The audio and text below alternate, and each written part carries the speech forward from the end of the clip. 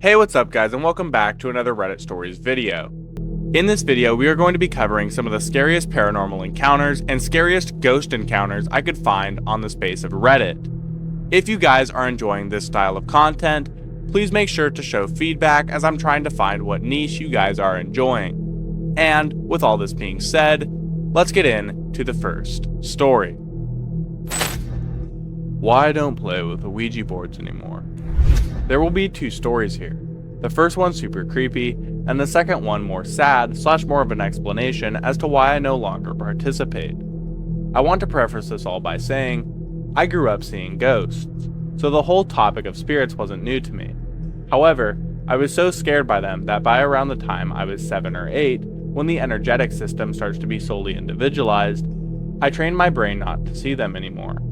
I never talked about it with friends as my family never believed me, so I assumed they wouldn't either.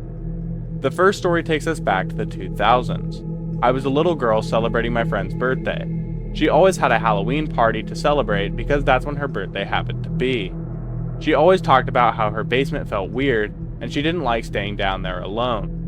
Well, having 10 or so 10-year-old girls sleep over on Halloween night isn't exactly bedroom material, so her mom and grandma set us up in the basement. There we played those weird games like light as a feather, stiff as a board and stuff. Fun fact, I was the only one we successfully levitated. I remember opening my eyes and I was damn near at the ceiling. It was spooky. When some of us started to get tired, we brought out the Ouija board. A few of our friends were spooked, so they didn't want to participate. We asked innocent questions like kids usually do. Who was the birthday girl gonna marry? How old were we gonna be when we have kids? And stuff like that. I remember I asked a question about myself and it replied D-E-A-D, dead, which was weird. Some of the girls got even more spooked by that, and then a girl screamed and said she saw something behind me in the mirror. We stopped after that. For a few hours, 3 of us, including me and the birthday girl, couldn't sleep. We weren't sure if the board was real or not, so we decided we'd try one more time when everyone else was asleep, thinking that they didn't want to play anyways, so it'd be better that way. We were close to 3 a.m. What we heard was the witching hour. Remember here that we were about 10 or 11 years old, dumb and have no idea what we were doing or who we were talking to. We asked the board if it could do something for us. We said at 3:15 a.m. to have the girl who saw something in the mirror wake up and say something to us. It was over 15 years ago, so I don't remember what we asked for this girl to say. All I know is we asked for her to look in the mirror and say it. 3:15 a.m. was about 20 or so minutes from when we asked the question. I remember us saying goodbye to the board and putting it away. The 3 of us were talking about how impossible our ask was when 3:15 a.m. hit. We knew it hit 3:15 a.m. because her basement had a big grandfather clock that didn't ring anymore, but the clock function still worked. We were waiting and waiting, and right before the time changed to 3:16 a.m., it happened. The girl shot straight up out of her blankets and looked straight at the mirror with her eyes closed. She whispered what we asked her to say, and then dropped to her pillow like nothing ever happened.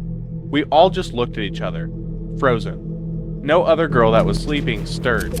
None of them moved, not 1 centimeter. We were so freaked out that we didn't sleep until the sun came up. And in October in the Midwest, that's pretty late. We got 3 hours of sleep, tops that night. That was my first ever Ouija board experience, and that changed the way I viewed spirits forever. I still think about it, and I feel guilty that I basically asked for one of my friends to be possessed. Needless to say, don't ever do that. The second story comes nearly a decade after the first. I was a senior in high school, and one of my cheermates invited the whole team over to celebrate her birthday. I didn't know it, but she had a Ouija board. She brought it out and I said, "Nope, not a good idea." I guess her grandma had just died and she was really torn up about it. I was very adamant that this wasn't a good idea and that we don't know if what we were talking to would be her grandma or not. She promised me she'd just try it twice and then she'd put it away. By this time, I knew a lot more than I did back during my first experience. I told her that she must say goodbye each time the girls rotated, and I had them put salt around the board to keep whatever they were talking to inside the board, and so no one would or could get possessed. They tried it at least 4 times with different girls every time, and the planchet didn't move even once. They all laughed at me for how scared I acted earlier, saying that the board is stupid and doesn't actually work. I got kind of annoyed because some of them knew about my experience. I had shared it to the few who were already hesitant about the board when it was brought out. I said, "Know what? I'll do it, and I'll prove to everyone here that the boards are real." It was me, the birthday girl who was a class below me, and 2 other girls from my class who only joined the team for our senior year. We put our fingers on the planchet and did the 3 circles to begin. I asked who we were talking to, and the planchet moved for the first time that night. The 2 girls in my class were huge skeptics. They said, "Of course it would move when I just said I will prove it's real." They accused me of moving it, but the information that came out was information I never knew until they connected the dots for me. The board first goes to letter J, then to letter R. We are all confused because JR isn't a name, or a name of anyone we knew, or so we thought. We then asked why we were here, and the board spelled friend. We asked again, "Who is this?" and the board spelled JR. We then asked, "What does J stand for?" and the board spelled out JONAT. And one of the girls from my class screamed, "No way." We all looked at her in confusion. She asked, "Is this Jonathan Raymond?" The planchet immediately moved to yes. The 2 girls sat so quietly, and we just waited. The birthday girl asked who JR was, and the girls started to explain. JR was a guy who was in the class above me. I knew of him, but nothing about him personally. I had been cheering at our school all 4 years, so I knew him from the football team. This was about all I knew of him. He had passed our sophomore year, his junior year due to his car exhaust. He didn't want to wake his parents after driving home from a party in the middle of winter, so he slept in his car with the car on in the garage. His parents found him the next morning. I remember it totally ripped apart his class. I remember his friends not showing up to school for at least 2 weeks out of grief, and we had a big celebration on the football field in the spring. Back to the Ouija board situation. The 2 girls in my class were panicked. They looked at me weird and said, "Well, it must be him coming through." They said, "No, that's impossible because the board doesn't work, and that I'm making all of this up and moving the planchet." They said I was a horrible person for impersonating JR, and I said I wasn't, because I truly wasn't. I said, "Let's keep going and see what we find." I knew they were friends of his and could validate the information that comes through. They reluctantly agreed and feverishly asked a few more questions. They asked what his football number was. The planchet moved to 2 numbers, and the 2 girls were in shock. I looked at them questioningly because, again, I didn't know this about him. It had been 2 years since he passed, and I had no idea what his number was. I couldn't even remember which number the assigned player I had a few months before had. Then they asked what color car he had. The board answered red, which was true. I at least remember the picture they had for his celebration with him, and his red car, because he loved the car. They then asked who his best friend was, and I definitely had absolutely zero idea who that would be. Again, we had similar friends, we were at the same places at the same time occasionally, but I never once spoke to this guy, and our mutuals didn't really talk to me about him. Because we really didn't have anything in common other than friends and the football/cheerleader type of association. The board spelled out his best friend's name. The guy was the only guy in our school with that first name, but we asked for the last name just to see if it would spell it correctly, and it did. The girls didn't even say goodbye. They flung the board at me. They called me a liar, saying I made all of this up. They were sobbing and screaming at me. It made me so uncomfortable. I was nothing but the tuner, the instrument which opened the veil for them, and they thought I was an awful person. The whole team fell silent, and I just left due to the discomfort. Even though I had been captain of our team and cheered with majority of those girls for at least 3 years, Majority of them didn't talk to me, even at practice, for at least 2 weeks. So many of them thought I was either crazy or disgusting. Only a few of them understood that I wouldn't have known that based on who I was friends with at school and who I actually hung out with. JR and I never truly crossed paths for conversation until that night. If it actually was him, that is. I think it was, but I do know that spirits can pretend to be someone and read our thoughts/memories with them. I don't use a Ouija board anymore because you never know who you're going to get or who you're going to piss off, even if it works. Now, I am a practicing energy reader and medium, so all this type of stuff in my life has taught me about how to further connect, in a safe way, behind the veil. Paranormal School. My friends and I, who I will refer to as A, E, S, and D if necessary, have been getting into paranormal investigations over the past few years. We aren't professionals by any means, nor do we claim to be. It's just something that we enjoy doing whenever we're all able to get together. We've gone to a few supposedly haunted locations and done some investigations, but nothing prepared us for what we experienced in this story. So one day, we were discussing where we should go for our next paranormal investigation. We had just finished another investigation a couple nights prior, so we were still feeling brave from that. As we were discussing where we should go, one of our friends suggested that we should check out this old abandoned school in rural Tennessee. We had heard stories about this school from videos on YouTube and just online searches. If you know about the story, the boy who was bullied to death and buried underneath the floorboards, then you'll know what school I'm referring to. If you don't know the story, then let me give you a brief summary. A young boy was cornered in the boys' bathroom at this school by a bully. The bully beat him up so badly that he ended up succumbing to his injuries and later died on the spot.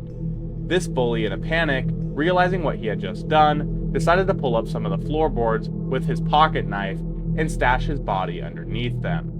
Because of how brutal this was, it is said that something very dark and male violent is said to haunt the school as well as the boy.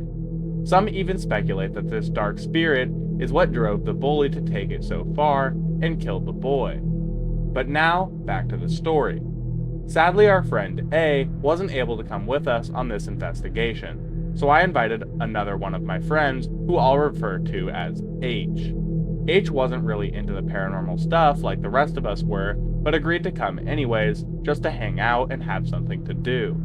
So we all got into our cars and drove to this school, hoping to have some paranormal experiences and maybe even capture some paranormal evidence that we could show off online. When we got to the school, we quickly realized that the pictures and videos we had seen online did not do the real thing justice. It was creepy. The entire place was covered in shrubbery, vines, and graffiti. The windows had been busted out, and the doors were off their hinges, presumably from all the local kids looking to get a rush by breaking into and exploring a creepy abandoned school. We walked around the school and eventually found the entrance to the basement, which apparently you are not supposed to go into, especially the boiler room. Not just because the whole building was on the brink of collapse, but also because that's where it primarily lives. So of course, that's one of the first places we wanted to go. We walked around the basement and did some exploring, just to survey the area and get a better idea of where we wanted to begin our investigation. We eventually did find the boiler room, and at first glance, it didn't seem like anything special. Just some broken down equipment, graffitied walls, trash thrown all over the place, and a random school chair sitting in a corner. E laughed and made the comment, "Must not be a very powerful spirit if this is where it has to live." We all let out a little chuckle in agreement and continued on our way through the basement. Thinking back now, that may have not been the best comment to make about this thing and its home. We exited the basement and went into the main area of the school. The main area wasn't any better than the basement. Graffiti and trash were everywhere, the ceiling fan was falling in, and the floor was collapsing in some areas. We explored the halls, some classrooms, the gym, and even found the bathroom where the bullied boy was supposedly buried underneath the floorboards. After exploring for a little while longer, we decided to start our investigation. We set up a couple cameras, motion sensor lights, and voice recorders in some of the classrooms, the hall, and the bathroom. As we were doing our investigation, 3 of us were in one of the classrooms while myself and H were in the hall right outside. The 3 of us that were in the classroom were playing around with some dowsing rods and a spirit box. If you don't know what dowsing rods are, they are basically 2 copper rods that can spin freely, and they are used as a way for spirits to communicate with you, either by crossing the rods or by pointing them. The spirit box is a device that quickly cycles through radio waves and allows spirits to talk through the frequencies. As they were asking their questions in the classroom, myself and H were staring down at the hall. At the end of this hall is what we assumed was a staircase, but we couldn't be too sure because we couldn't reach that area due to the floor having collapsed. As myself and our friend were looking down this hall, we heard a loud bang come from the far end where the staircase was. We quickly shined our lights in the direction of the noise, but we didn't see anything. We kept watching for a minute just in case something or someone came out. But after a couple minutes of nothing, we just assumed it was an animal or something. Eventually I made my way into the classroom with the others while H stayed in the hall. As we were asking our questions and hoping for a response through the dowsing rods, I noticed H in the hall. He was ghostly white and fixated on this area where we had heard the noise. I asked him what was wrong, to which he said, "I don't want to freak you guys out, but I swear I just saw someone poke their head around the corner and look right at me." We were all like, "Oh, it's probably just your mind playing tricks on you," but he was still very insistent on what he saw. Now, we had seen and heard things during our investigations before, but something about the way H looked had us all a little spooked. H insisted that we should move to another area, and so we obliged and went back to the main foyer where we had entered. We were standing there talking about where we should go next when we heard what sounded like a child's laugh coming from the classroom where we had just been. We all instinctively shut up and froze in place. Finally, our friend S broke the silence. What was that? Eventually, E built up the courage to see what it was. He started making his way back to the classroom when something told me that it wasn't safe for him to go back in there. I quickly grabbed his arm and said, "I don't think that's a good idea," to which he brushed it off and headed towards the classroom. A split second later, we heard a loud crunch and a crash come from the room, so we all ran to see what it was. When we reached the classroom, we were horrified to see that the floor had collapsed right where we had been standing moments earlier. Had something not told me that it wasn't safe, I wouldn't have grabbed E's arm, and he would probably be at the bottom of the school right now, if not dead, then very hurt. As we stood there in shock of what had happened, we began to feel very grateful that the floor hadn't collapsed while we were all standing in there. We decided that this was enough of the classrooms and made our way into the gym. The floors felt much safer in there. We continued our investigation, and thinking back now, we should have left after our friend almost died, but we were dumb and wanted to go on. I took the dowsing rods and began asking those generic questions. Is anyone there? Can you tell us your name? Etc. Eventually I asked the question, can you point me to where you are? And to my surprise, the rods pointed in the direction of the darker corner of the gym. Guys, come here, I shouted to my friends. I'm getting a response. As my friends moved closer, the rods began to move as well. Now they weren't pointing in the corner anymore, they were following E. Now might be a good time to mention that this is the same guy who almost fell through the floor, and the same guy who made the sly comment in the basement about this thing's home. I'm not saying that he was being targeted by this thing, but it sure seemed like it at this point. No matter where he moved, the rods followed him. He went left, they followed. He went right, they followed. He ran around me, they followed full circle. This creeped us out beyond belief, so we wanted to know why the rods were following him. As we asked our questions as to why the rods were following him, someone eventually asked, "Are you mad at him?" And then, in an instant, the rods went straight and unnaturally still, and the room felt quiet. So quiet, in fact, that it was as if we had all felt death instantaneously.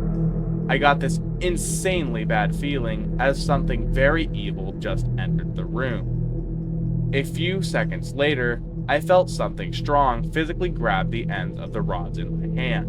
Whatever was grabbing them began thrashing them back and forth with enough force to move my whole body. as if they were trying to break them from my grip. As this was happening, noises started coming from all around the school. It sounded like doors, lockers, all were slamming, things being thrown down the halls and all around us, screaming. Though admittedly the screaming may have been coming from us, it didn't help our situation by any means. We were all terrified, and we had never experienced anything like this before. Then H, the same guy who saw the thing at the end of the hall, pointed in the direction of the dark corner of the gym and let out a guttural, blood-curdling scream. We didn't even bother to look and see what he was pointing and screaming at. The only thing in our mind was, "Get out now." We all quickly grabbed our things and sprinted out of the school back to our cars. We got in and peeled out of the driveway as fast as we could. We met back up in my place, still obviously shaken up about what had just happened. After taking a while to process this experience and decompress, we asked H what he had seen. He tells us everything that was going on, and then he looked into the corner of the gym and saw something horrifying. He described it as seeing a massive thing, probably 7 feet tall, standing in the corner. It had unnaturally long arms that were spread out wide. Its head had long devilish horns, and its mouth was open so wide that you could probably fit your head into it. He said, on top of that though, its unusually large mouth was a smile more evil than you could ever imagine. Knowing that something like this was so close to us was bone-chilling. In my opinion, we were lucky to make it out alive. We've never returned to that school and have no intention on ever going back. As far as we're concerned, if that school is burned down, the world would be done a favor. Maybe it would destroy, or at the very least, trap whatever was in that thing there for good. If you know the school, I highly suggest that you never go inside or even onto the property. Save yourself the possible trauma. Believe what you want and hear what you want to hear, but that night will forever be burned into our minds, and it will also forever haunt our nightmares. But that's gonna do it for this one, and I hope you guys enjoyed. If you guys like this style of content with the gameplay rather than the videos, please make sure to let me know, as I'm trying to make these videos more visually entertaining for you guys rather than a bunch of words up on the screen. Please make sure that you've hit the subscribe button, the like button, and hit the notification bell, as it is all part of this channel's goal to get to 10,000 subscribers by the end of the year. And with that being said, I will see you guys in the next one. See ya.